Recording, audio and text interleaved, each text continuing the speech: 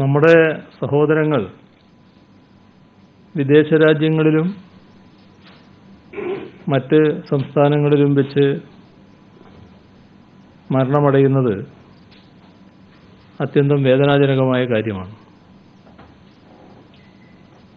കഴിഞ്ഞയാഴ്ച ഇക്കാര്യം സൂചിപ്പിക്കുമ്പോൾ കോവിഡ് ബാധിച്ച് മരിച്ച വിദേശത്തുള്ള പ്രവാസികൾ 124 പേരായിരുന്നു. ഇന്നലെ വരെ ലഭിക്കുന്ന കണക്കനുസരിച്ച് അത് 173 മാറിയിട്ടുണ്ട്. അവരുടെ വേർപാടിൽ ദുഃഖിക്കുന്ന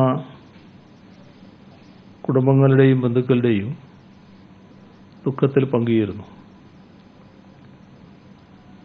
ഇന്ന് സംസ്ഥാനത്ത് 40 പേർക്കാണ് കോവിഡ് സ്ഥിരീകരിച്ചത്. 10 പേർക്ക് ഫലം നെഗറ്റീവായി. കാസർഗോഡ്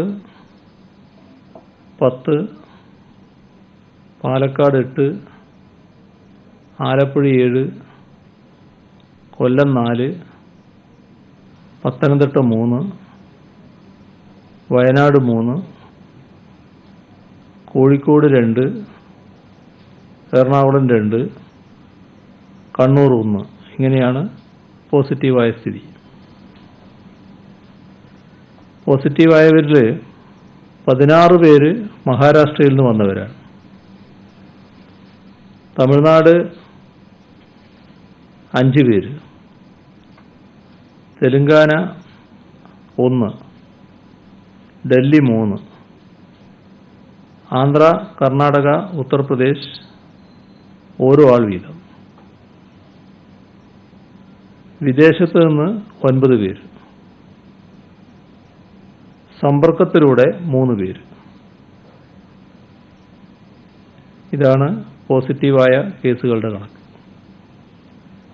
നെഗറ്റീവായത് മലപ്പുറം 6, ആലപ്പുഴ 1, വയനാട് 1, കാസർഗോഡ് 2. ഇതുവരെ 1004 പേർക്കാണ് സംസ്ഥാനത്ത് രോഗം സ്ഥിരീകരിച്ചത്. അതിൽ 445 പേർ ഇപ്പോൾ ചികിത്സയിലാണ്. 1,07,832 പേരാണ് ഇപ്പോൾ നിരീക്ഷണത്തിലുള്ളത്. വീട് അല്ലെങ്കിൽ ഇൻസ്റ്റിറ്റ്യൂഷണൽ ക്വാറന്റൈൻ അതിൽ 1,06,940 പേരുണ്ട്. 892 പേര് ആശുപത്രികളിലാണ്. ഇന്ന് 229 പേരെയാണ് ആശുപത്രിയിൽ പ്രവേശിപ്പിച്ചത്. 58,866 സാമ്പിളുകളാണ് പരിശോധനയ്ക്ക് അയച്ചത്. 56,558 എണ്ണം രോഗബാധയില്ല എന്ന് ഉറപ്പാക്കിയിട്ടുണ്ട്. സെന്റിനൽ സർവൈലൻസിന്റെ ഭാഗമായി ഇതുവരെ മുൻഗണനാ വിഭാഗത്തിൽപ്പെട്ട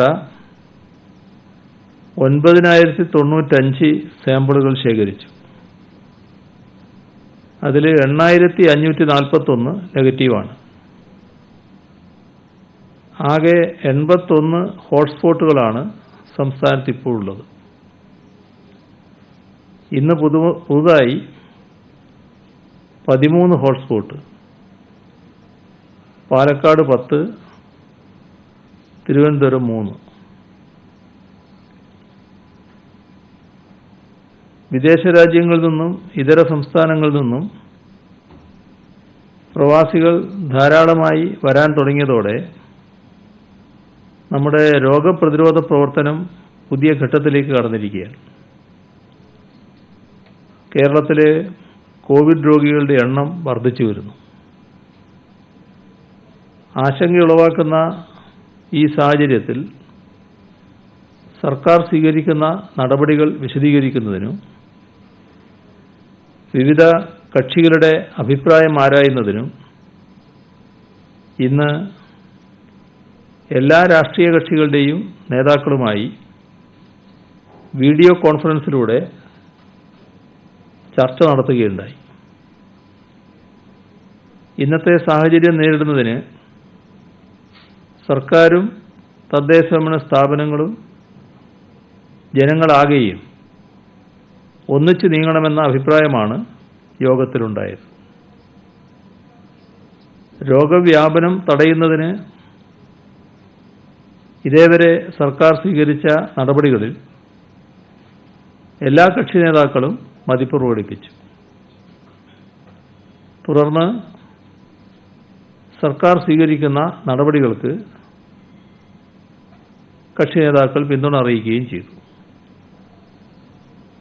പ്രതിപക്ഷ നേതാവ് രമേശ് ചെന്നിത്തലയും രാഷ്ട്രീയ പാർട്ടികളുടെ പ്രതിനിധികളും യോഗത്തിൽ പങ്കെടുത്തു. നല്ല ഒട്ടേറെ നിർദ്ദേശങ്ങൾ നേതാക്കൾ മുന്നോട്ട് വച്ചു. അവയെല്ലാം സർക്കാർ ഗൗരവത്തോടെ പരിശോധിക്കും. നാം നിതാന്ത ജാഗ്രത പുലർത്തിയില്ലെങ്കിൽ അപകട സാധ്യതയുണ്ട് എന്ന സർക്കാരിൻ്റെ നിലപാടിനോട് എല്ലാവരും യോജിച്ചു. പുറത്തുനിന്നും നമ്മുടെ സഹോദരങ്ങൾ വന്നുകൊണ്ടിരിക്കുന്ന സാഹചര്യത്തിൽ ഇവിടെയുള്ളവരുടെ ജാഗ്രത പ്രധാനമാണ്. ജനങ്ങളാകെ ഈ പോരാട്ടത്തിൽ സ്വയം പടയാളികളായി മാറണം.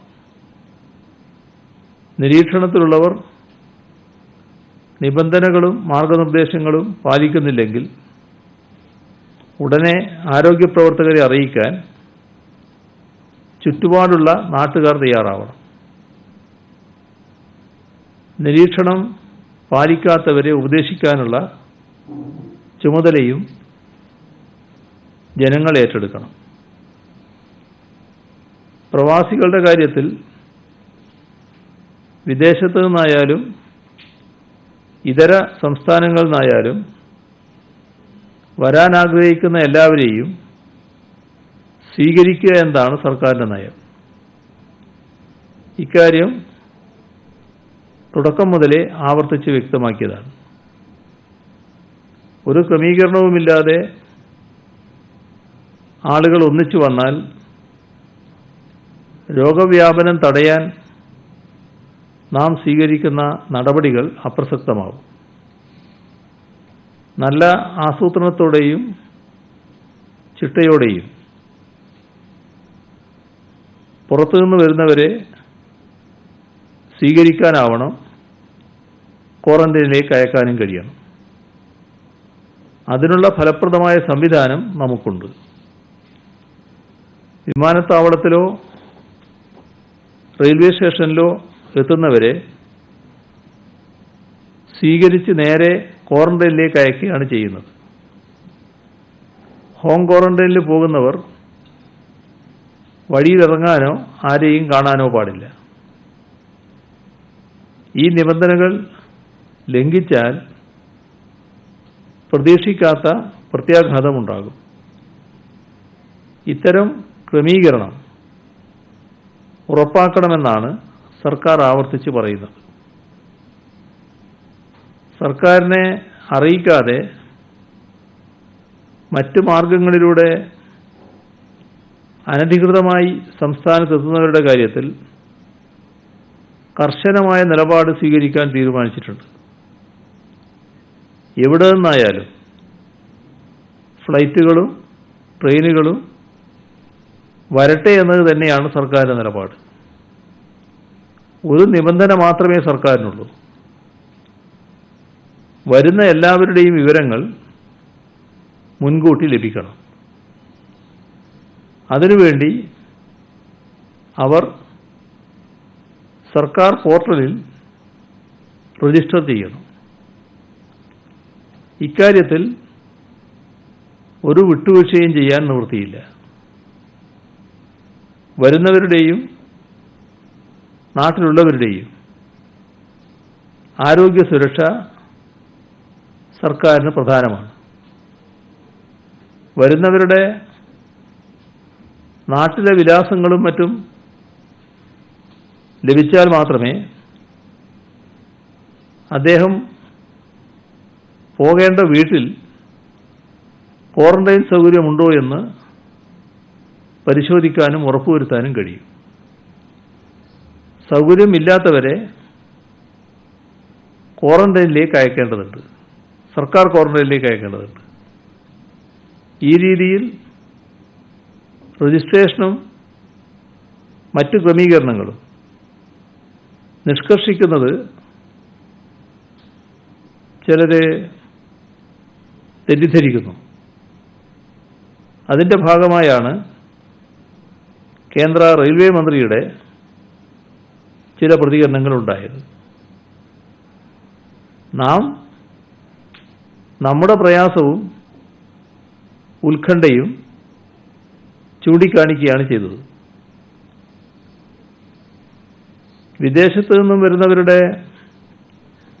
ക്വാറന്റൈൻ ചെലവ് അവരിൽ നിന്നും ഈടാക്കാനുള്ള സർക്കാർ നിർദ്ദേശം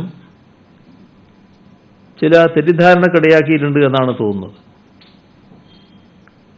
സർവകക്ഷി യോഗത്തിലും ഈ പ്രശ്നം വിവിധ പാർട്ടികളുടെ പ്രതിനിധികൾ ഉന്നയിക്കുകയുണ്ടായി. ഇക്കാര്യത്തിൽ ഒരു തരത്തിലുള്ള ആശങ്കയും ആവശ്യമില്ല. പാവപ്പെട്ടവർക്ക് ഒരു ബുദ്ധിമുട്ടും ഉണ്ടാകില്ല. ക്വാറന്റൈൻ ചെലവ് താങ്ങാൻ കഴിയുന്നവരുണ്ട്, അവരിൽ നിന്ന് അത് ഈടാക്കുക എന്നതാണ് സർക്കാരിൻ്റെ നിലപാട്. അത് സംബന്ധിച്ച വിശദാംശങ്ങൾ സർക്കാർ പിന്നീട് അറിയിക്കും. വിദേശത്തുള്ള ചില സംഘടനകൾ ഫ്ലൈറ്റ് ചാർട്ടർ ചെയ്ത് പ്രവാസികളെ കൊണ്ടുവരാൻ ശ്രമിക്കുന്നതായി പറയുന്നുണ്ട്. ഫ്ലൈറ്റ് ചാർട്ടർ ചെയ്യുന്നതിന് സംസ്ഥാനത്തിന് ഒരു വിരോധവുമില്ല. സംസ്ഥാനത്തിന് മുൻകൂട്ടി വിവരം ലഭിച്ചാൽ അതിനുള്ള ക്രമീകരണങ്ങൾ ഉണ്ടാക്കാമെന്ന് മാത്രം. സംസ്ഥാന സർക്കാരിൻ്റെ അനുമതിയില്ലാത്തതുകൊണ്ട് ചാർട്ടർ ചെയ്ത വിമാനം വരുന്നില്ല എന്ന പ്രചരണം തീർത്തും അടിസ്ഥാനമില്ലാത്തതാണ്. ലോക്ക്ഡൌണിൽ ഇളവുകൾ വന്ന സാഹചര്യത്തിൽ ആരാധനാലയങ്ങൾ തുറക്കണമെന്ന ആവശ്യം ഇന്നത്തെ സർവകക്ഷി യോഗത്തിലും ഉയരുകയുണ്ടായി. സ്ഥിതിഗതികൾ മെച്ചപ്പെട്ട ശേഷം അക്കാര്യം പരിഗണിക്കാമെന്നാണ് സംസ്ഥാനത്തിൻ്റെ നിലപാട്. രാജ്യവ്യാപകമായി ലോക്ക്ഡൌണിൻ്റെ ഭാഗമായി കേന്ദ്ര സർക്കാർ ഇപ്പോൾ സ്വീകരിച്ച നിലപാടും ഇതുതന്നെയാണ്. ആരാധനാലയമാകുമ്പോൾ വിശ്വാസികളുടെ എണ്ണം നിയന്ത്രിക്കൽ പ്രയാസമാകും. രോഗവ്യാപനം തടയാനുള്ള പ്രവർത്തനങ്ങൾക്ക് അതെല്ലാം തടസ്സമാകും. സ്രവ പരിശോധനയുടെ എണ്ണം കൂട്ടണമെന്ന നിർദ്ദേശം ഇന്നത്തെ സർവകക്ഷി യോഗത്തിൽ ഉയർന്നു. ഇക്കാര്യത്തിൽ സർക്കാർ നേരത്തെ തന്നെ തീരുമാനമെടുത്തിട്ടുണ്ട്. ആദ്യഘട്ടത്തിൽ ആവശ്യത്തിന് ടെസ്റ്റ് കിറ്റ് കിട്ടിയിരുന്നില്ല. ഇപ്പോൾ ആ പ്രശ്നമില്ല.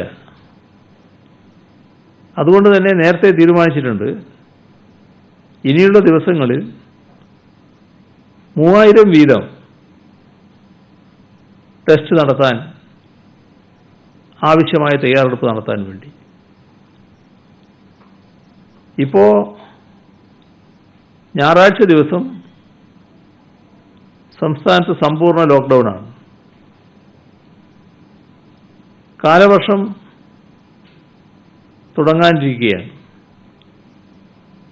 കോവിഡിന് പുറമെ നമ്മുടെ മുന്നിലുള്ള ഏറ്റവും പ്രധാനപ്പെട്ട പ്രശ്നം മഴക്കാല രോഗങ്ങൾ തടയുക എന്നതാണ്. അതിലേറ്റവും പ്രധാനം ശുചീകരണത്തിനാണ്. ഇപ്പോൾ വരുന്ന ഞായറാഴ്ച സംസ്ഥാനത്താകെ ശുചീകരണ ദിനമായി ആചരിക്കണമെന്ന അഭിപ്രായം സർവകക്ഷി യോഗത്തിൽ ഉയരുകയുണ്ടായി. അത് ഗൗരവമായൊരു നിർദ്ദേശമായതുകൊണ്ട് തന്നെ സർവകക്ഷി യോഗം ആ നിർദ്ദേശം അംഗീകരിച്ചിരിക്കുകയാണ്. മുഴുവൻ ആളുകളും വീടും പരിസരവും ആ ദിവസം ശുചീകരിക്കുന്നതിൽ വ്യാപൃതരാവണം. രോഗങ്ങൾ പടരാനുള്ള എല്ലാ സാഹചര്യങ്ങളും ഒഴിവാക്കുന്ന തരത്തിലാകും ഈ ശുചീകരണ പ്രവർത്തനം. ഇതിനെല്ലാവരുടെയും സഹകരണം ഉണ്ടാകണമെന്ന് സർവകക്ഷി യോഗ തീരുമാനത്തിൻ്റെ ഭാഗമായിട്ട് കൂടി ബഹുജനങ്ങളോട് അഭ്യർത്ഥിക്കുകയാണ്. പൊതുസ്ഥലങ്ങൾ ശുചീകരിക്കാനുള്ള പ്രവർത്തനം നമ്മുടെ തദ്ദേശഭരണ സ്ഥാപനങ്ങൾ ഏറ്റെടുക്കേണ്ടതുമാണ്. ജനങ്ങൾ ഒന്നിച്ചു നിന്നാൽ ഇപ്പോഴത്തെ പ്രതിസന്ധി മറികടക്കാൻ കഴിയുമെന്ന ആത്മവിശ്വാസം തന്നെയാണ് സർക്കാരിനുള്ളത്. എല്ലാ പാർട്ടികളുടെയും സഹകരണം ഇതിനുവേണ്ടി സർക്കാർ അഭ്യർത്ഥിച്ചു. രോഗവ്യാപനം തടയുന്നതിനുള്ള നിബന്ധനകൾ പാലിക്കുന്നതിനും ഇക്കാര്യത്തിൽ ജനങ്ങളെ ബോധവൽക്കരിക്കുന്നതിനും ഓരോ പാർട്ടിയും പ്രത്യേകം ശ്രമിക്കണമെന്ന അഭ്യർത്ഥനയാണ് സർക്കാർ മുന്നോട്ട് വെച്ചത്. എല്ലാവരും അത് സ്വീകരിച്ചു.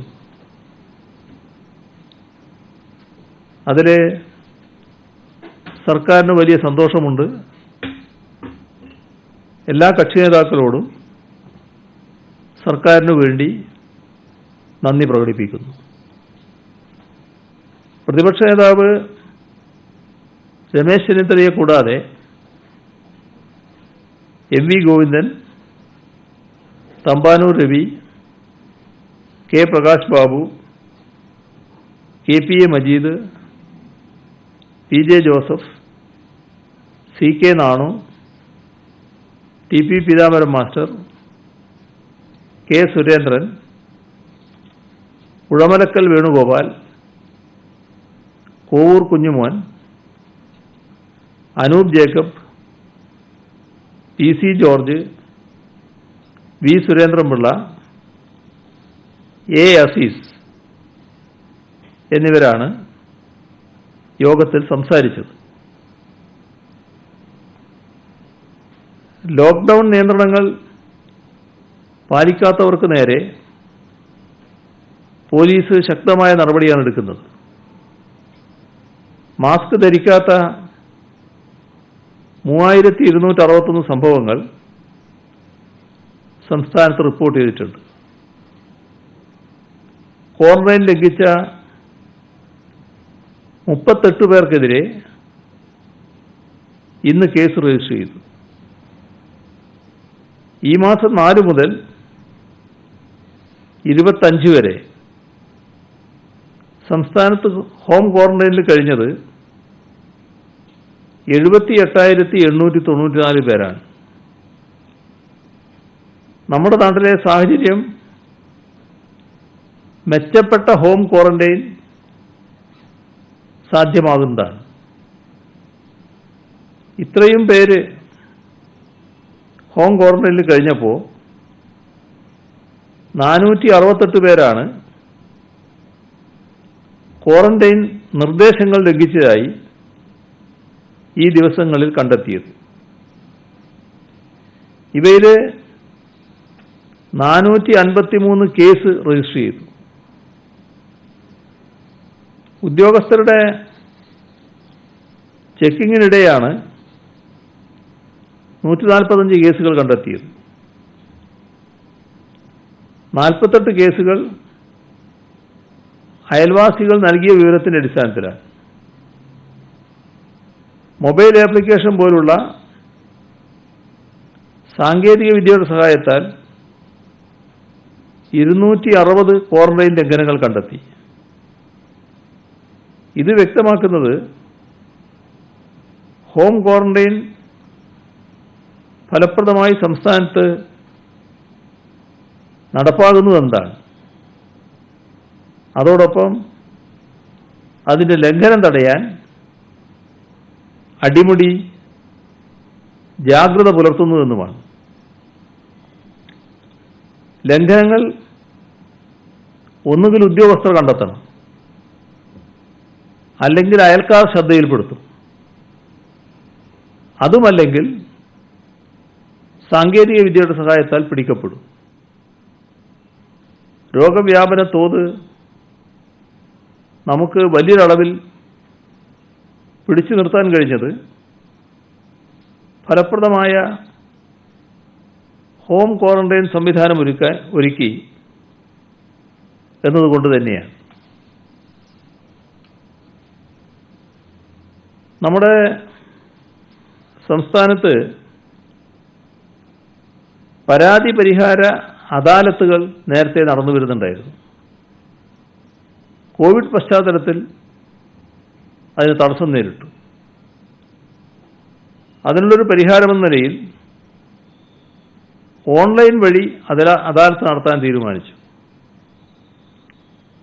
പരീക്ഷണാടിസ്ഥാനത്തിൽ ഇന്നലെ കോഴിക്കോട് ജില്ലയിലെ താമരശ്ശേരി താലൂക്കിൽ ഓൺലൈൻ വഴി നടത്തിയ അദാലത്ത് വിജയമായിരുന്നു.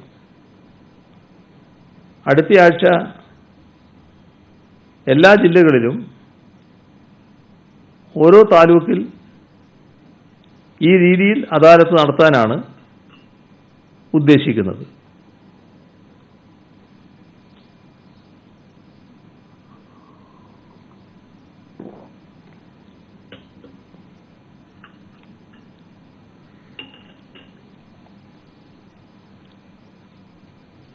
ലോക്ക്ഡൗൺ കാലത്ത് സർക്കാർ ഓഫീസുകളും സ്ഥാപനങ്ങളും തുറന്നു പ്രവർത്തിക്കുന്നതിനുള്ള മാർഗനിർദ്ദേശങ്ങൾ പുറപ്പെടുവിച്ചിട്ടുണ്ട്. ഹോട്ട്സ്പോട്ടുകളിൽ, കണ്ടെയ്ൻമെന്റ് സോണുകളിൽ പ്രത്യേക ക്രമീകരണമായിരിക്കും. കോവിഡ് നിർവ്യാപന പ്രതിരോധ പ്രവർത്തനങ്ങളുമായി ബന്ധപ്പെട്ട എല്ലാ ഓഫീസുകളും സ്ഥാപനങ്ങളും പൂർണ്ണമായി തുറക്കും.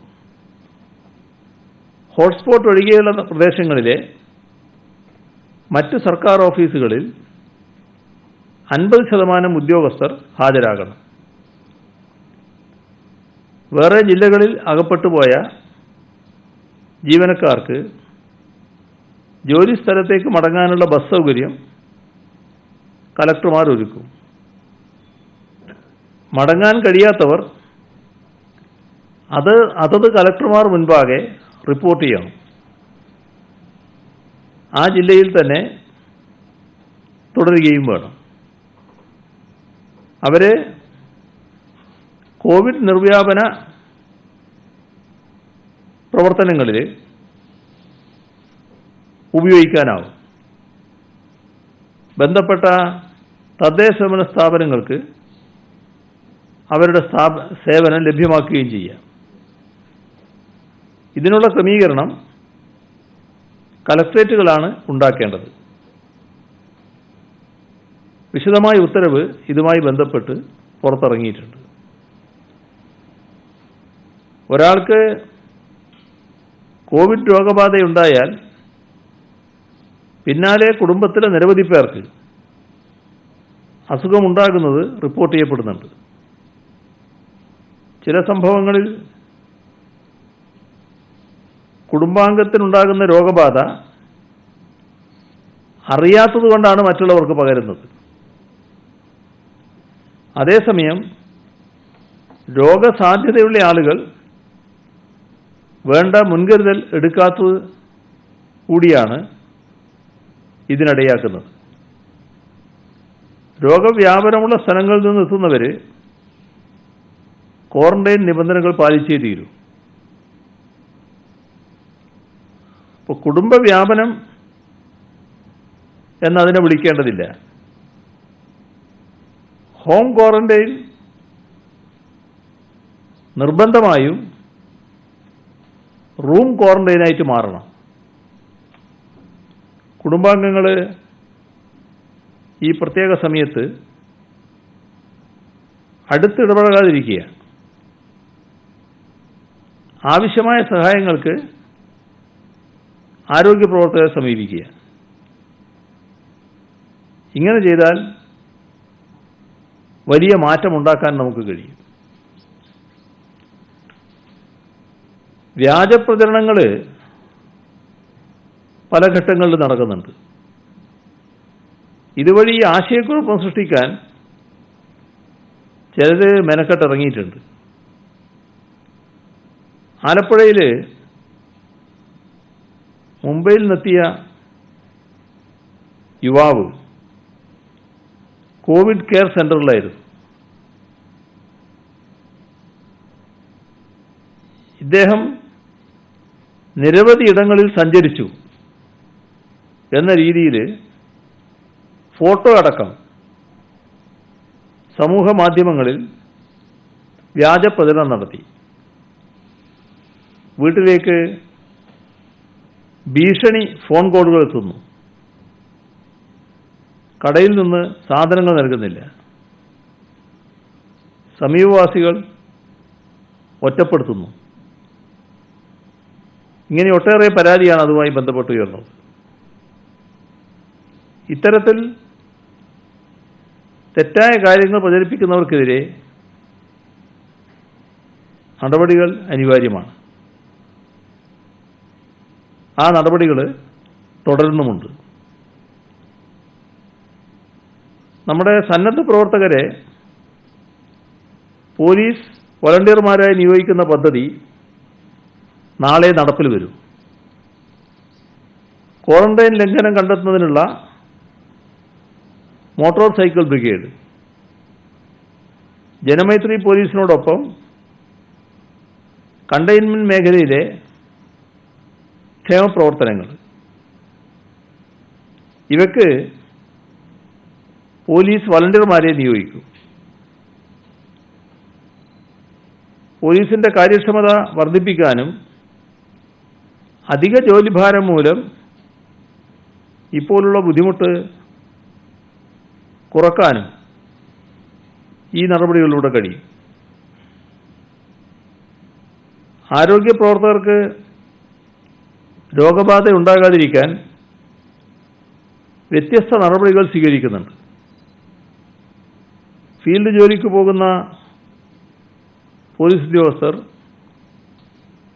PPE കിറ്റ് ധരിക്കുന്നുവെന്ന നിർദ്ദേശം ഉറപ്പാക്കണം. PPE കിറ്റ് ലഭ്യമാക്കുന്നതിന് സ്പോൺസർമാരുടെ സേവനവും തേടണം. മദ്യവിൽപ്പനശാലകൾ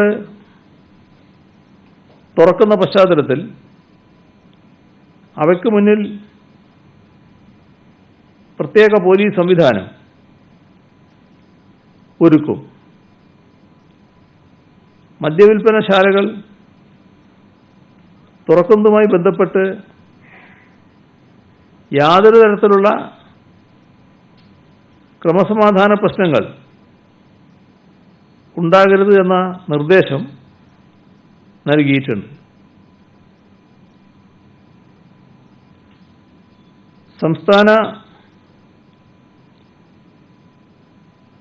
സംസ്ഥാനത്ത് നിയന്ത്രിതമായ തോതിൽ വസ്ത്രവ്യാപാരശാല പ്രവർത്തിക്കുന്നുണ്ട്. അവിടങ്ങളിൽ റെഡിമെയ്ഡ് വസ്ത്രങ്ങൾ വാങ്ങാൻ ചെല്ലുന്നവർ ട്രയൽ റൺ നടത്താൻ പാടില്ല. ഒരാൾ ശരീരത്തിലിട്ട് നോക്കിയ വസ്ത്രം മറ്റൊരാൾ പരീക്ഷിച്ച് നോക്കുന്നത് വൈറസ് പടരാനിടയാക്കും. ഇക്കാര്യത്തിൽ വസ്ത്രവ്യാപാര സ്ഥാപനങ്ങൾ ശ്രദ്ധിക്കണം. ഒരേ സമയം അനുവദിക്കപ്പെട്ടതിൽ കൂടുതൽ ആളുകൾ വസ്ത്രം വാങ്ങാൻ എത്തുന്നതും ഒഴിവാക്കണം. മെയ് 31 സർക്കാർ സർവീസിലെ അനേകം ആളുകളുടെ റിട്ടയർമെൻറ്റ് ദിവസമാണ്. സാധാരണ സർവീസിൽ നിന്ന് വിരമിക്കുമ്പോൾ യാത്രയപ്പ് പരിപാടികൾ ഉണ്ടാകാറുണ്ട്. ഇതേ സാഹചര്യം കഴിഞ്ഞ മാർച്ച് 31 വന്നിരുന്നു. ആളുകൾ കൂടുന്ന പരിപാടിയും പാർട്ടികളും പാടില്ല. വൈകാരികമായ മുഹൂർത്തമാണെങ്കിലും നിലവിലുള്ള സാഹചര്യത്തിൻ്റെ ഗൗരവം പരിഗണിച്ച് യാത്രയപ്പ് പരിപാടികൾ പരിമിതപ്പെടുത്തണമെന്ന് അഭ്യർത്ഥിക്കുകയാണ്. ഹയർ സെക്കൻഡറി SLC പരീക്ഷകൾ വലിയ പ്രശ്നങ്ങളൊന്നുമില്ലാതെ തുടരുകയാണ്. പരീക്ഷകൾ അവസാനിക്കുന്ന ദിവസം അത് ആഘോഷിക്കുന്ന പതിവ് വിദ്യാർത്ഥികൾക്കുണ്ട്. അത്തരം ആഘോഷങ്ങളും ഈ ഘട്ടത്തിൽ പാടില്ല. സുരക്ഷാ മാനദണ്ഡങ്ങൾ കർശനമായി പാലിച്ച് പരീക്ഷയ്ക്ക് ശേഷം വിദ്യാർത്ഥികൾ വീട്ടിലേക്ക് പോവുകയാണ് വേണ്ടത്.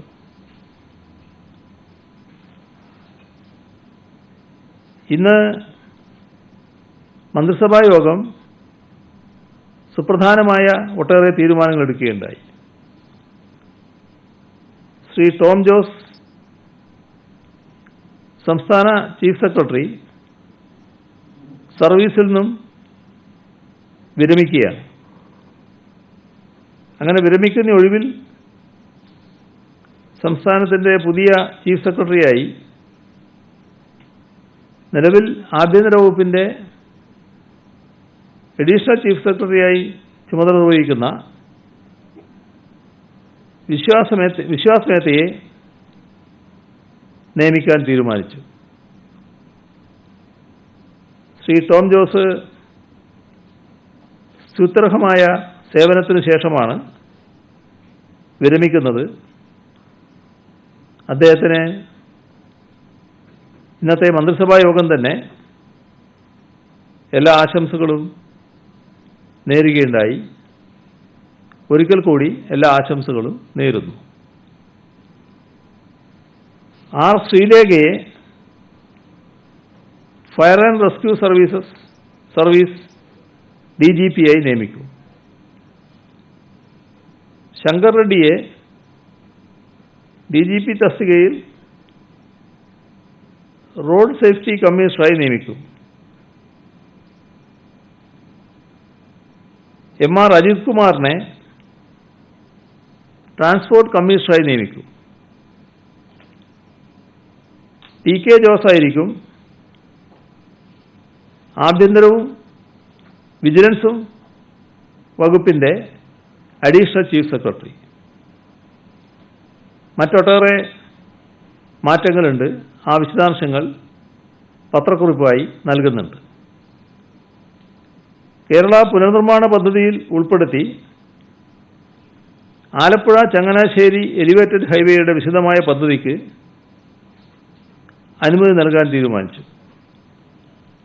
624.48 കോടിയാണ് ഇതിന് കണക്കാക്കിയുള്ള ചെലവ്. റീബിൽഡ് കേരള ഇനീഷ്യേറ്റീവിന് കീഴിൽ ഏറ്റെടുത്തിട്ടുള്ള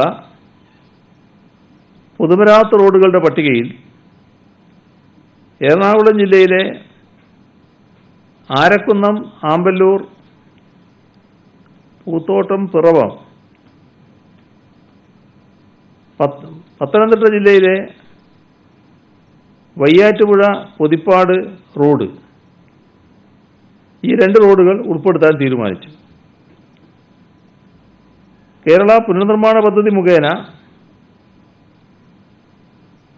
കാസർഗോഡ് റവന്യൂ ഡിവിഷണൽ ഓഫീസ് കെട്ടിടം നിർമ്മിക്കുന്നതിന് 4 കോടി രൂപ അനുവദിച്ചു.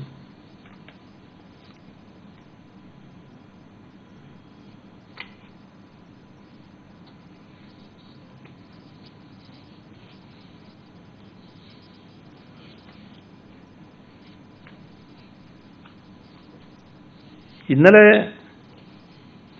എംപിമാരും MLA-മാരുമായി നടത്തിയ വീഡിയോ കോൺഫറൻസിൽ കേരളീയനായ കേന്ദ്ര സഹമന്ത്രി എന്ന നിലയിൽ ശ്രീ വി മുരളീധരനെ ക്ഷണിച്ചിരുന്നു. കോൺഫറൻസിൽ പങ്കെടുക്കുന്നതിനുള്ള ലിങ്ക് അദ്ദേഹത്തിൻ്റെ പ്രൈവറ്റ് സെക്രട്ടറിക്ക് നൽകുകയും കോൺഫറൻസ് തുടങ്ങുമ്പോൾ കണക്ട് ചെയ്യുകയും ചെയ്തിരുന്നു. മുഴുവൻ സമയവും പങ്കെടുക്കാൻ കഴിയില്ല എന്നും ഇടയ്ക്ക് പോകുമെന്നും അദ്ദേഹത്തിൻ്റെ ഓഫീസിൽ നിന്ന് അറിയിപ്പും ലഭിച്ചിരുന്നു. കോൺഫറൻസിൽ അദ്ദേഹത്തിൻ്റെ ഓഫീസുമായി കണക്ട് ചെയ്തത് ദൃശ്യവുമായിരുന്നു.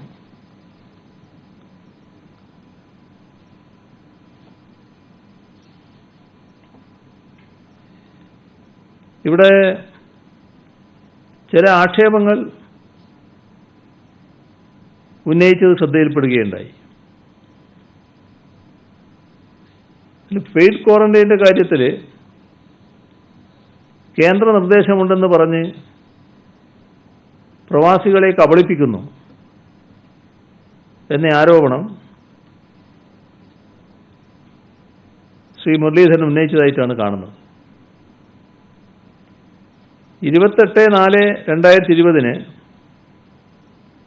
വാർത്താ സമ്മേളനത്തിൽ പ്രവാസികളുടെ മടങ്ങിവരവുമായി ബന്ധപ്പെട്ട് ചില കാര്യങ്ങൾ ഇവിടെ പറഞ്ഞിരുന്നു. മടങ്ങിവരുന്നവരിൽ രോഗലക്ഷണമില്ലാത്തവരെ വീടുകളിൽ ക്വാറന്റൈൻ ചെയ്യണം എന്നാണ് ഉദ്ദേശിക്കുന്നത് എന്നാണ് അന്ന് പറഞ്ഞിരുന്നത്. എന്നാൽ 4/5/2020 നിങ്ങളെ കാണുമ്പോൾ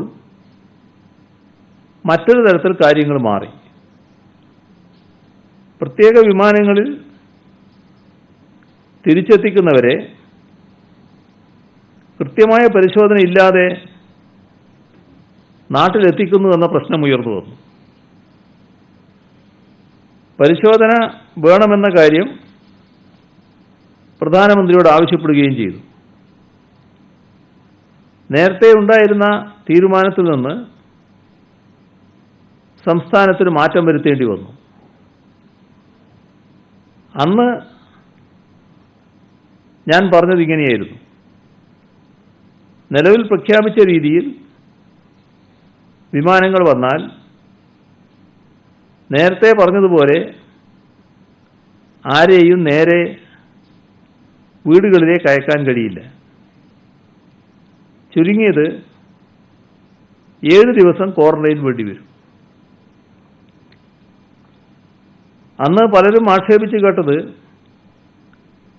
പരിശോധന ഇല്ലാതെയാണ് ആളുകൾ എത്തുന്നത് എന്നത് ആര് നൽകിയ വിവരമാണ് എന്നൊക്കെയാണ്. വിമാനം വന്നതിൻ്റെ പിറ്റേ ദിവസം വിമാനത്തിലെത്തിയ ആൾക്ക് തന്നെ കോവിഡ് സ്ഥിരീകരിക്കുന്ന സാഹചര്യമുണ്ടായി. വന്നവരെ കുറ്റപ്പെടുത്താനാവില്ല. ഉത്തരവാദപ്പെട്ട സ്ഥാനത്തിരുന്ന് തെറ്റായ കാര്യങ്ങൾ പറയുന്നവർ ഇപ്പോഴും അത് തുടരുന്നു തന്നെയുള്ളൂ. കേന്ദ്രം അയച്ച സർക്കുലറുകളും വിദേശത്ത് നിന്ന് മടങ്ങുന്നവരിൽ നിന്ന് ഒപ്പിട്ട് വാങ്ങുന്ന അണ്ടർടേക്കിങ്ങും എന്താണ് എന്ന് ഇവർ വായിച്ചു നോക്കിയാൽ മതി. വീഡിയോ കോൺഫറൻസുമായി ബന്ധപ്പെട്ട് ചില കാര്യങ്ങൾ അദ്ദേഹം പറഞ്ഞുവെന്നാണ് മനസ്സിലാക്കുന്നത്. കേരളത്തിലെ ഹോം ക്വാറന്റൈൻ പരാജയമായിരുന്നോ വിജയമായിരുന്നോ എന്ന് ഇവിടെയുള്ളവർക്കെല്ലാം അറിയാം. അക്കാര്യത്തിൽ നല്ല ബോധ്യവുമുണ്ട്. നാം വിദേശത്ത് നിർത്തിയവർക്ക് 7 ദിവസത്തെ ഇൻസ്റ്റിറ്റ്യൂഷണൽ ക്വാറന്റൈനും 7 ദിവസത്തെ ഹോം ക്വാറന്റൈനുമാണ് നിശ്ചയിച്ചിരുന്നത്. അത് അന്ന് പറ്റില്ല എന്ന നിലപാടായിരുന്നു പലരും സ്വീകരിച്ചത്. നിങ്ങൾ തന്നെ ആ നിലപാടിൻ്റെ വ്യത്യാസം സംബന്ധിച്ച് ചർച്ച നടത്തുന്നത് കണ്ടിരുന്നു. ഇപ്പോൾ അതേ നിലപാട് കേന്ദ്രം കൈക്കൊണ്ടില്ലേ? ഹോം ക്വാറന്റൈൻ റൂം ക്വാറന്റൈനാക്കി മാറ്റുക എന്താണ് സംസ്ഥാനം ഉദ്ദേശിക്കുന്നത്. കൂടുതൽ ഫലപ്രദമായി അത് നടപ്പിലാക്കാനുള്ള ശ്രമങ്ങൾ സർക്കാർ നടത്തുകയും ചെയ്യുന്നുണ്ട്. ഇത്രയും വിവരങ്ങളാണ് ഇന്ന് നിങ്ങളുമായി പങ്കുവെക്കാനുള്ളത്.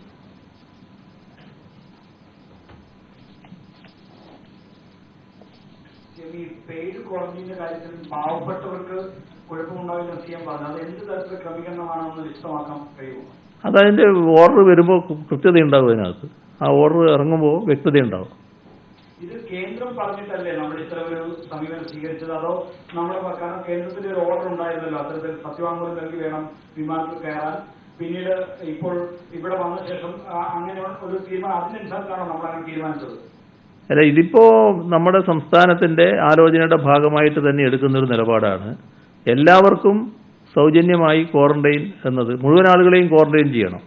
അപ്പോൾ മുഴുവൻ ആളുകളെയും ക്വാറന്റൈൻ ചെയ്യുന്നതിൽ അത് താങ്ങാൻ പറ്റുന്ന ആളുകളിൽ നിന്ന് അതിന് ഫീ വാങ്ങുക എന്നത് സർക്കാരിൻ്റെ നിലപാട് തന്നെയാണ്. ഇക്കാര്യത്തിൽ എന്താണ് ഒരു നയപരമായ മാറ്റത്തിന് കാരണം? ഇപ്പോൾ നിലവിലൊരു 11,000-ഓളം പ്രവാസികൾ മാത്രമേ വന്നിട്ടുള്ളൂ. നമ്മളെല്ലാവരെയും ക്ഷണിക്കുമ്പോൾ തന്നെ ഒരു വിഭാഗത്തിന് ഇപ്പോൾ ഇനി മുതൽ ഫീസ് എന്ന് പറയുന്നത് ഒരു സാമ്പത്തിക പ്രതിസന്ധിയുടെ ഒരു പ്രശ്നം കാരണമാണോ അതോ എങ്ങനെയാണ് അതിനെ വിലയിരുത്തുന്നത്? അത് അവർ വരുന്നവരിൽ നല്ലൊരു ഭാഗം സാധാരണ നിലക്ക് ആ ചെലവ് വഹിക്കാൻ പറ്റുന്നവരാണ്. അവരാ ചെലവ് ഇവിടെ വഹിക്കുക എന്നുള്ളത് മാത്രമേ ഉദ്ദേശിക്കുന്നുള്ളൂ. നമുക്ക് താല്പര്യം അവരെ ഹോം ക്വാറന്റൈനിൽ വിടൽ തന്നെയാണ്. ഹോം ക്വാറന്റൈൻ ഇപ്പോൾ പറ്റുന്നില്ല. ആദ്യത്തെ 7 ദിവസം ഇൻസ്റ്റിറ്റ്യൂഷണൽ ക്വാറന്റൈൻ വേണം. അപ്പോൾ അതിൻ്റെ ചെലവ് അവർ വഹിക്കേണ്ടതായിട്ടുണ്ട്. ഇപ്പോഴും കേന്ദ്രവുമായി ഞങ്ങൾ ബന്ധപ്പെട്ടുകൊണ്ടിരിക്കുന്നുണ്ട്. അവരെ എല്ലാവരെയും ഇവിടെ ഹോം ക്വാറന്റൈൻ വിജയപ്രദമാണ്, ഹോം ക്വാറന്റൈനിലേക്ക് വിടണമെന്ന് തന്നെയാണ് സംസ്ഥാനം കാണുന്നത്. ക്വാറന്റൈൻ സംബന്ധിച്ച് ആദ്യം നമ്മൾ ഒരു കരുതലിന്റെ ഭാഗമായിട്ട് എല്ലാവരെയും സൗജന്യ ക്വാറന്റൈൻ ചെയ്യാൻ തന്നെ പ്രഖ്യാപിച്ചിരുന്നു. ഇന്നലെ ഈ പണം ഈടാക്കുമെന്ന് പറഞ്ഞ അല്ല അത് നിങ്ങൾ ഒരു തിരിച്ചടി ഉണ്ടായെന്ന് തോന്നുന്നുണ്ടോ? അല്ല, അത് നിങ്ങൾ തെറ്റിദ്ധരിക്കുകയാണ്. ഞാൻ നേരത്തെ മുതൽ പറഞ്ഞത് എന്താണ്, ഇവിടെ ചികിത്സിക്കുന്നവരെ ആ ചികിത്സ സൗജന്യമാണെന്നാണ്. ഇവിടെ നാം നിശ്ചയിച്ചത് ഹോം ക്വാറന്റൈനാണ്. ഹോം ക്വാറന്റൈന് വേറെ എന്താ ചെലവ്? അവരെ ചെലവ് തന്നെയല്ലേ. ആ ഹോം ക്വാറന്റൈനിൽ താമസിക്കാൻ പറ്റാത്തവർക്ക് ഇൻസ്റ്റിറ്റ്യൂഷണൽ ക്വാറന്റൈൻ വേണ്ടി വരും. അത് വളരെ ചുരുക്കം എണ്ണം മാത്രമേ വരൂ. ആ കേസല്ല ഇപ്പോൾ വരുന്നത്. ഇപ്പോൾ വരുന്നവരെ മുഴുവൻ ക്വാറന്റൈൻ ചെയ്യണമെന്നാണ്. നമ്മളന്ന് പറഞ്ഞത് ഹോം ക്വാറന്റൈൻ ഒരു ഭാഗത്ത് നടക്കും, അതേസമയം ചികിത്സ ആവശ്യമായി വരുന്ന ചികിത്സക്കും ചിലവുണ്ട്. ഈ പറയുന്ന ടെസ്റ്റിനും മറ്റും വലിയ ചിലവില്ലേ, ആ ചിലവ് മുഴുവൻ സംസ്ഥാനം വഹിക്കും എന്നത് തന്നെയാണ് എടുത്ത നിലപാട്. ഒരു ടെസ്റ്റിന് 4,000-ലധികം രൂപ വരും. അങ്ങനെ ഒരു ടെസ്റ്റല്ല, വിവിധ ടെസ്റ്റുകൾ നടത്തേണ്ടതായിട്ട് വരും. അപ്പോൾ അതൊക്കെ സംസ്ഥാനം തന്നെ വഹിക്കുക എന്നുള്ളത് തന്നെയാണ് കണ്ടിട്ടുള്ളത്. പാലിയേറ്റീവ് കെയർ പേഷ്യന്റുള്ള വീട്ടില് ഇതര സംസ്ഥാനത്തു നിന്നല്ല വിദേശത്തിൽ നിന്ന് വരുന്നവരെയും അവിടെ ഹോം ക്വാറന്റൈൻ പറ്റില്ല, ഇപ്പൊ നമ്മുടെ നയമനുസരിച്ച് റൂം ക്വാറന്റൈൻ പറ്റില്ല, അവരെ ഇൻസ്റ്റിറ്റ്യൂഷണൽ ക്വാറന്റൈനിലേക്ക് മാറ്റണമെന്ന് ഇന്നൊരു ആരോഗ്യ വകുപ്പ് പ്രിൻസിപ്പൽ സെക്രട്ടറി ഉത്തരവിറക്കിയിട്ടുണ്ട്. അപ്പോൾ അങ്ങനെ മാറ്റപ്പെടുന്നവരും ഈ ക്വാറന്റൈൻ പെയ്ഡ് ക്വാറന്റൈൻ ആണോ സ്വീകരിക്കേണ്ടി വരുന്നത്? എന്താണ് അതിന് പ്രത്യേകിച്ച് മാർഗനിർദ്ദേശമുണ്ടോ? എല്ലാവർക്കും ഇത് ബാധകമാണ്. അവരുടെ സാമ്പത്തിക സ്ഥിതി ഇതിന് അനുവദിക്കുന്നില്ലെങ്കിൽ അതുമായി ബന്ധപ്പെട്ട കാര്യത്തിൽ ഇളവുണ്ടാവും. മറ്റെല്ലാവരും കൊടുക്കേണ്ടതായിട്ട് വരും. അതിന്റെ ഓർഡർ വരുമ്പോൾ അത് വ്യക്തമാവും. നേരത്തെ പറഞ്ഞ 2.5 ലക്ഷത്തോളം കിടക്കുകൾ നമ്മൾ ക്വാറന്റൈനിൽ ഒരുക്കിയിട്ടുണ്ടെന്നാണ്. ഇപ്പോൾ അത്തരം അന്നത്തെ ആ ഒരു നിലപാട് അല്ലെങ്കിൽ അത്രയും അന്ന് പറഞ്ഞ ശരിയല്ലാതെയുള്ള വിമർശനങ്ങൾ വരുന്നത്. ഇപ്പോൾ എത്ര ക്വാറന്റൈൻ സൗകര്യമുണ്ട്? ഈ 2 ലക്ഷം കിടക്കുകൾ ഇപ്പോഴും ഉണ്ടോ? എന്താണ് അതിന്റെ ഒരു കണക്ക് പറയാൻ പറ്റുമോ? ക്വാറന്റൈൻ ആവശ്യമായിട്ടുള്ള സൗകര്യങ്ങൾ നമ്മൾ ഒരുക്കിയിട്ടുണ്ട്. ആ ക്വാറന്റൈനിന്റെ ഭാഗം എന്നത് അവരെ താമസിപ്പിക്കുക എന്നുള്ളത് മാത്രമല്ല, രോഗികൾക്കുള്ള ബെഡുകൾ കൂടിയാണ്, രോഗികൾക്കുള്ള സൗകര്യങ്ങൾ കൂടിയാണ് വേണ്ടത്. അപ്പോൾ ആശുപത്രികളായി മാറുന്ന കേന്ദ്രങ്ങളടക്കം വരും. അങ്ങനെയുള്ള എല്ലാ ഭാഗങ്ങളും സർക്കാർ ഒരുക്കി കഴിഞ്ഞിട്ടുണ്ട്. ഈ മറ്റ് സംസ്ഥാനങ്ങളിൽ നിന്ന് വരുന്നവർക്കും ഈ സാമ്പത്തികമായി വലിയ ബുദ്ധിമുട്ടില്ലാത്ത ആൾക്കാരുണ്ട്. ഇപ്പോൾ പ്രവാസികൾക്ക് സാമ്പത്തികമായി ബുദ്ധിമുട്ടില്ലാത്തവരെന്ന് പണമിളക്കാൻ തീരുമാനിച്ചിട്ടുണ്ട്. മറ്റ് സംസ്ഥാനങ്ങളിൽ നിന്ന് വരുന്ന ഇത്തരത്തിൽ സാമ്പത്തികമായി ബുദ്ധിമുട്ടുള്ള ആൾക്കാരിൽ നിന്നും ഈ ക്വാറന്റൈനിൽ പൈസ ഈടാക്കുന്നതിനെ കുറിച്ച് ആലോചിക്കുന്നു. അവരവരുടെ വീട്ടിലല്ലേ ക്വാറന്റൈൻ, അവരെന്തിനാണ് പൈസ ഈടാക്കുന്നത്? അവരവരുടെ വീട്ടിൽ ക്വാറന്റൈൻ നടക്കുകയല്ലേ. വീട്ടിൽ കഴിയാത്തവരെ പ്രശ്നത്തിൽ മാത്രമല്ലേ മറ്റു പ്രശ്നങ്ങൾ വരുന്നുള്ളൂ. അത് വളരെ ചുരുക്കം എണ്ണം മാത്രമേ വരൂ.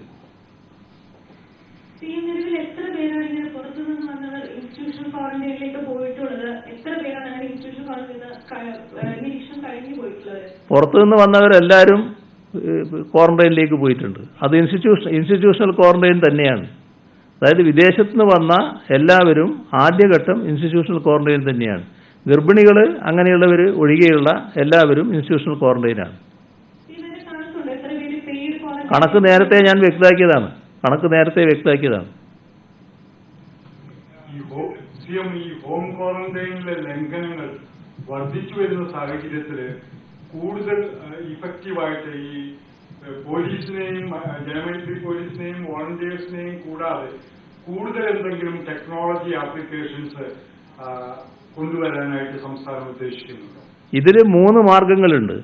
ഒന്ന്, നേരിട്ടുള്ള പരിശോധനയിലൂടെ വ്യക്തമാകുന്നത്. അത് ഉദ്യോഗസ്ഥരുടെ പരിശോധനയാണ്. അത് പോലീസുമുണ്ട്, മറ്റുള്ളവരുമുണ്ട്.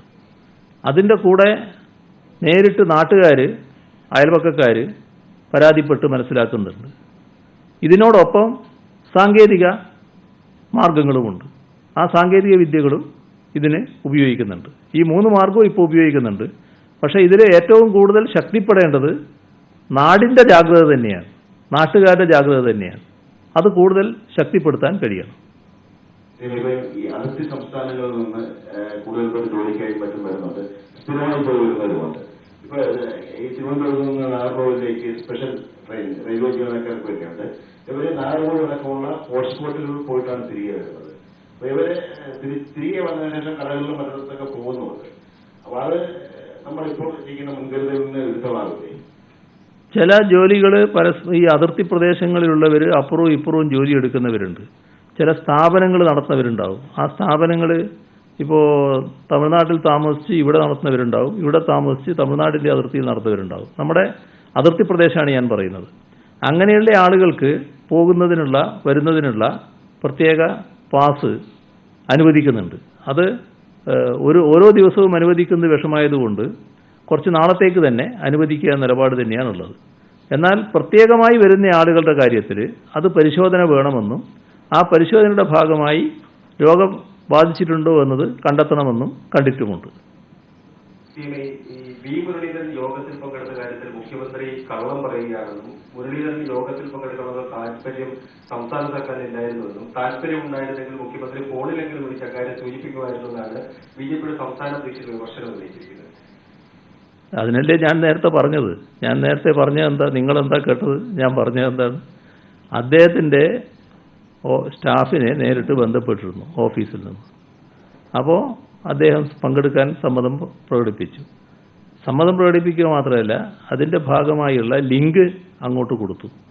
ഈ വീഡിയോ കോൺഫറൻസ് ആരംഭിക്കുമ്പോൾ ആരൊക്കെ അതിൽ സംബന്ധിക്കുന്നു എന്നുള്ളത് വ്യക്തമാകുന്നത് ഈ ലിങ്ക് പ്രത്യക്ഷത്തിൽ ദൃശ്യമാണ്.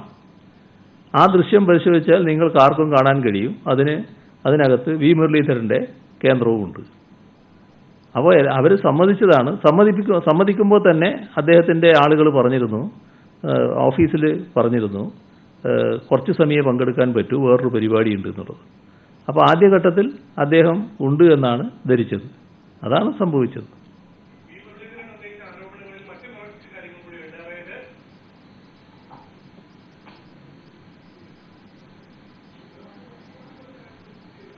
ശബ്ദമില്ല.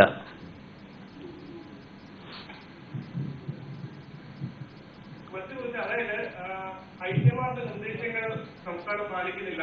പരിശോധനയിൽ 26ാം സ്ഥാനത്താണ് സംസ്ഥാനം. ഇതിൽ സമൂഹ വ്യാപനം തടയാനുള്ള ഐക്യമാർ ടെസ്റ്റിംഗ് നിർദ്ദേശങ്ങൾ കേരളം തള്ളിക്കളയുകയാണ് എന്നും പി മുരളീധരൻ ആരോപിച്ചിരുന്നത്. മറുപടി എന്താണ്? എന്തിനാണ് അദ്ദേഹത്തെ ഇങ്ങനെ വിഷമത്തിലാക്കുന്നതെന്നാണ് എനിക്ക് മനസ്സിലാകാത്തത്.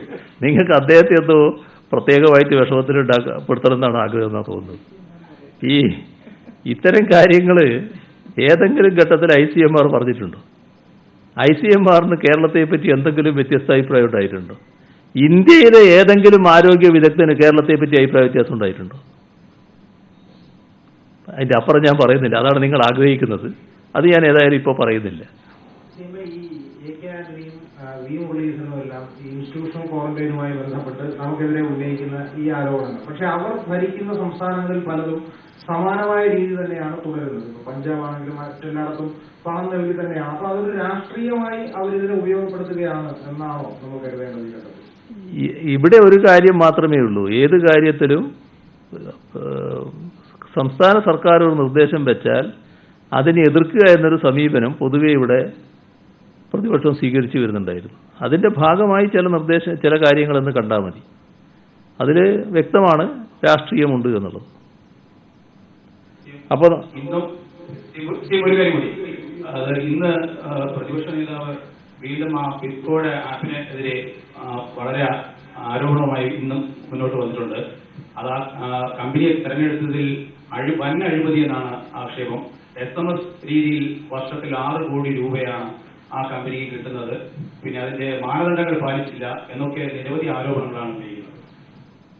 അദ്ദേഹത്തിന് ആരോപണമില്ലാത്ത ഏതെങ്കിലും ഒരു കാര്യമുണ്ടോ? പക്ഷെ നാട് സ്വീകരിക്കുന്നില്ലാലോ. അത് എന്ത് ചെയ്യാനാണ്? ഇവിടെ ആ കാര്യം സംബന്ധിച്ച് കൃത്യമായി വിശദീകരണം ഇന്ന് എക്സൈസ് മന്ത്രി നൽകി കഴിഞ്ഞിട്ടുണ്ട്. അതിനെപ്പറ്റി കൂടുതലൊന്നും ഇപ്പോൾ ഞാൻ പോകാൻ ഉദ്ദേശിക്കുന്നില്ല.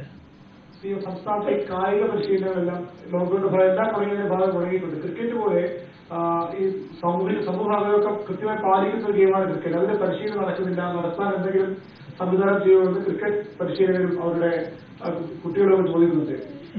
ഇതില് കായിക പരിശീലനം എന്ന് പറയുന്നത് ടൂർണമെന്റുകളുടെ ഭാഗമായി ബന്ധപ്പെട്ട ചില പരിശീലനങ്ങൾ നേരത്തെ അനുവദിച്ചിട്ടുണ്ട്. അത് കേന്ദ്ര ഗവൺമെന്റ് തന്നെ അനുമതിയിലുണ്ട്. അതിനകത്ത് ഈ ഭാഗവും കൂടി പെടുമെങ്കിൽ നമുക്ക് അനുവദിക്കുന്നതിന് ഒരു തടസ്സവും ഉണ്ടാവില്ല. അത് കാര്യങ്ങൾ പരിശോധിച്ച് നോക്കാം. രണ്ട് കാര്യങ്ങൾ. ഒന്ന്, പഞ്ചായത്തുകളുടെ കെട്ടിട വാടക സംബന്ധിച്ച് താങ്കൾ നേരത്തെ പറഞ്ഞിരുന്നത് 2 മാസത്തേക്ക് ഈ കെട്ടിട വാടക നൽകേണ്ടതില്ല എന്നാണ്. എന്നാൽ ഇപ്പോൾ പഞ്ചായത്തുകൾ പലയിടത്തും ഇത് പിരിക്കാനുള്ള നടപടികൾ ആരംഭിച്ചിട്ടുണ്ട്. മറ്റൊന്ന്, പലയിടത്തും ഇപ്പോൾ ചിത്രാഞ്ജലിയിൽ ഉൾപ്പെടെ സീരിയൽ ഷൂട്ടിംഗ് പുരോഗമിച്ചുകൊണ്ടിരിക്കുകയാണ്. ടെക്നീഷ്യൻസ് ഉൾപ്പെടെ മാസ്കുകൾ ധരിക്കുന്നില്ല എന്ന മറ്റുമുള്ള പരാതികളും ഉയർന്നു കേൾക്കുന്നുണ്ട്. ഇത് രണ്ടിലും ഒന്ന് വിശദമാക്കാമോ? പഞ്ചായത്തുകളുടെ കാര്യത്തിൽ ആ കെട്ടിടങ്ങൾ ഇപ്പോൾ വാടക ഈടാക്കാതിരിക്കുക എന്നുള്ളത് തന്നെയാണ് നേരത്തെ എടുത്ത നിലപാട്. ആ നിലപാടിൽ തന്നെയാണ് പഞ്ചായത്ത് വകുപ്പ് നിൽക്കുന്നത്. അതിൽ മാറ്റമൊന്നും വന്നിട്ടില്ല. അതെ, അതിൽ വേറെ ആശങ്ക ഉണ്ടാകേണ്ടതില്ല. നിലപാട് അത് തന്നെയാണ്. ആ നിലപാടിൽ തന്നെയാണ് തദ്ദേശ സ്വയംഭരണ വകുപ്പ് നിൽക്കുന്നത്. പിന്നെ സാധാരണ നിലക്ക് ഈ പരിപാടി നടത്തുമ്പോൾ ഈ പരിപാടി നിങ്ങൾ അനുവദിച്ചാൽ ഈ പരിപാടി മാസ്ക് ഇട്ടുകൊണ്ട് നടത്താൻ പറ്റില്ലല്ലോ. ഒരു പരിപാടിയിൽ പങ്കെടുക്കുന്ന ഒരു കഥാപാത്രം ആണെന്ന് വിചാരിക്കുക. ഒരു 10 ആളെയാണ് അനുവദിച്ചാൽ 20 ആളെയാണ് അനുവദിച്ചെങ്കിൽ അവർ മുഴുവൻ മാസ്ക് ഇട്ട് നിൽക്കാൻ പറ്റും. അതിൻ്റെ ടെക്നീഷ്യന്മാർ ചിലപ്പോൾ മാസ്ക് ഇട്ട് നിൽക്കുമായിരിക്കും. അല്ലാതെ മറ്റവർ മാസ്ക് ഇട്ടാലും പിന്നെ കഥാപാത്രമാകും. അപ്പം അങ്ങനെ ചിന്തിക്കേണ്ടതില്ല. ബാക്കി നമുക്ക് പിന്നെ പറയാം. ഇപ്പോൾ അവസാനിപ്പിക്കാം.